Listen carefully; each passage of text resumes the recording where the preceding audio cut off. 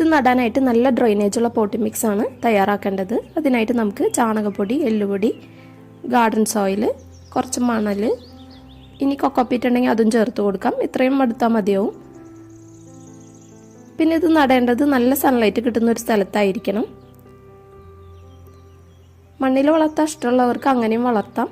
ചെടിച്ചട്ടിയിൽ വളർത്താൻ താല്പര്യമുള്ളവർക്ക് അങ്ങനെയും ചെയ്യാം. ഹൈബ്രിഡ് ഇനത്തിൽപ്പെട്ടതൊക്കെ ചെടിച്ചട്ടിയിൽ വളർത്തുന്നതാണ് നല്ലത്. പിന്നെ ചെടിച്ചട്ടി തിരഞ്ഞെടുക്കുമ്പോൾ തീരെ ചെറിയ ചെടിച്ചട്ടികൾ നമ്മൾ എടുക്കരുത്. ആവശ്യത്തിന് വലുപ്പമുള്ള കുറച്ച് വീതിയുള്ള പോട്ടാണ് നമ്മൾ ഇതിനു വേണ്ടി തിരഞ്ഞെടുക്കേണ്ടത്. പിന്നെ വളമായിട്ട് നമുക്ക് ചാണകപ്പൊടി, എല്ലുപൊടി മിക്സ് ചെയ്തിട്ട് ഇട്ട് കൊടുക്കാം. ചെടി അത്യാവശ്യം വളർന്നതിന് ശേഷം മഗ്നീഷ്യം കണ്ടന്റ് അടങ്ങിയിട്ടുള്ള പഴത്തോല് പോലുള്ള വളങ്ങളൊക്കെ ഇട്ട് കൊടുക്കാം. പഴത്തോല് കിട്ടാത്തവർക്ക് എപ്സം സോൾട്ട് ഉപയോഗിക്കാം. 1 സ്പൂൺ എപ്സം സോൾട്ട് 1 ലിറ്റർ വെള്ളത്തിൽ നേർപ്പിച്ച് ഒഴിച്ചു കൊടുക്കാം.